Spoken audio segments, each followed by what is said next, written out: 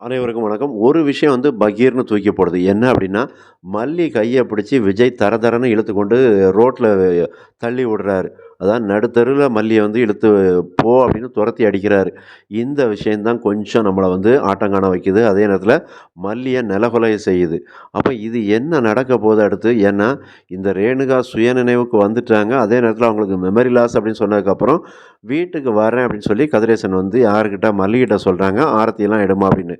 அப்ப இங்க தான் இந்த ராஜீவ், ரஞ்சிதாவும் அவங்கவங்க வேலைய காட்டுதாங்க. ஏன்னா, உள்ள வரும்போதே மல்லிக்கு ஒரு வேட்டு வைக்கணும், அவங்களுக்கு ஒரு ஆப்பு வைக்கணும் அப்படின்னு இந்த ராஜி கணக்கு போடுதாங்க.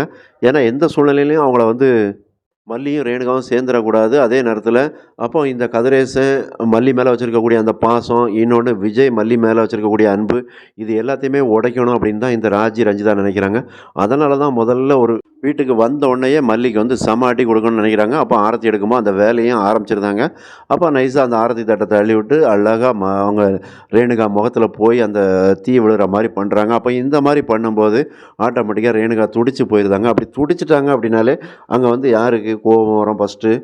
விஜய்க்கு தான் கோபம் வரும். ஏன்னா, அவங்க மனைவி, ஆசை மனைவி ரேணுகா அப்படிங்கிறதுனால, அவங்களுக்கு கோபம் அதிகமா வருது. மல்லிய திட்ட ஆரம்பிச்சிருந்தாங்க. இன்னொன்னு இந்த வீட்ல இருக்க நீ லாயக்கே இல்ல. உனக்கு நான் இடம் குடுத்தேன் பாரு. உன்ன அப்படி ஒரு கோபுரத்தில தூக்கி வச்சிரலாம். உன்ன எங்க இருக்க வைக்கணுமோ அங்க வச்சிருந்தா, நீ ஒழுங்கா இருந்திருப்ப. ஆனா உன்ன தூக்கி இந்த மாரி உச்சாண்டியில வச்சது தான் நீ இந்த மாரி பண்ற அப்படிங்கிறாங்க. அப்ப இந்த மாரி வார்த்தை பேசுறதே முதல்ல தப்பு. ஏன்னா, விஜய் இன்னைக்கு இந்த அளவுக்கு இருக்கிறாங்க அப்படின்னா, அதுக்கு காரணம் மல்லி தான்.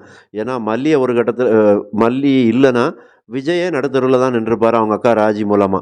அப்ப மல்லி இருக்கிறதுனால தான் கொஞ்சம் கொஞ்சம் இந்த விஜயால தப்பிச்சு பிழைக்க முடிஞ்சது. அதனால அவங்களுக்கு ஒரு இடம் குடுத்து, அதுக்கப்புறம் விஜய அப்படி தொழிலு, வேலை அப்படின்னு அவங்கள காப்பாத்தி கொண்டு வந்ததே இந்த மல்லி தான். ஆனா அந்த நன்றி கடனெல்லாம் மறந்துட்டு உன்ன தூக்கி உயரத்தில வச்சேனே அப்படிங்கிறாங்க. இந்த மாரி வார்த்தைகள்லாம் விஜய் வாயிலருந்து மல்லிய பார்த்து கண்டிப்பா கேட்டுருக்க கூடாது. ஏன்னா, மல்லி இல்லன்னா வெண்பாவும் இல்ல, விஜயும் இல்ல அப்படிங்கிறத அத விஜய் புரிஞ்சுக்க மாட்டாங்க.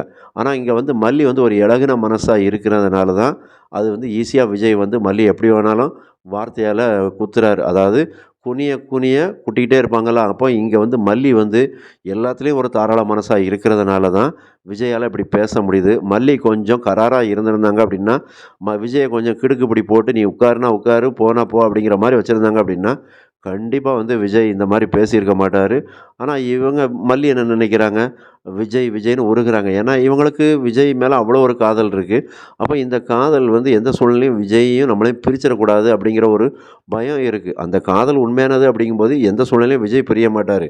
ஆனா மல்லியோட அந்த பயம் அப்ப விஜய் விஷயத்துல எல்லா இடத்துலயுமே விட்டு குடுத்து, அதே நேரத்துல அவங்களுக்கிட்ட இணங்கி போறாங்க. அதனால தான் விஜய் இந்த மாரி வார்த்தைகள கொட்டி கைய பிடிச்சு இழுத்து கொண்டு ரோட்ல தள்ளுறாரு.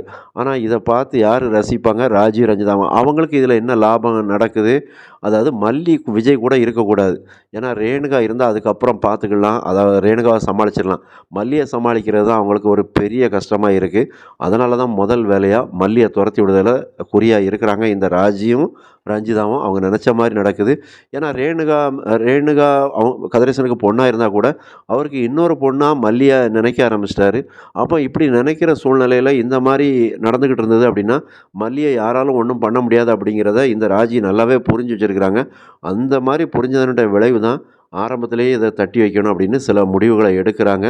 இது எல்லாமே பகல் கனவா தான் இருக்கும் அப்படிங்கிறதும் தெரிய வருது. ஏன்னா, ராஜியோட கனவு தான் இந்த மாரி விஜய் தரன்னு மல்லி இழுத்துட்டு போற மாரி அப்படிங்கிற மாரி தெரியுது. ஏன்னா, விஜய் அவ்வளோ சீக்கிரத்தில மல்லியெல்லாம் நடுத்தெருவுல நிறுத்த மாட்டாரு. கைய பிடிச்சு கொண்டு வெளிய இழுத்தும் விட்டுற மாட்டாரு.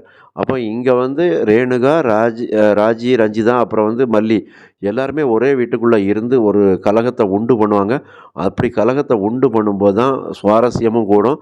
அதனால இன்னும் போக போக பெரிய எதிர்பார்ப்பு, விறுவிறுப்பு எல்லாமே இருக்கும் அப்படிங்கிறது மட்டும் உறுதியா தெரியுது. அதனால இதில என்ன நடக்கும் அடுத்தடுத்த திருப்பங்கள் அப்படிங்கிற எதிர்பார்ப்புகள் இருக்க தான் செய்யுது. ஏன்னா, இப்போ ரா ர மல்லி இந்த ரேணுகா விஷயத்தில ஒரு சில உண்மைகள கண்டுபிடிக்கிறதுக்கு முயற்சி பண்ணுவாங்க. ஏன்னா, மல்லிகிட்ட விஜய் ஃபோன் பண்ணி சொல்றாங்க.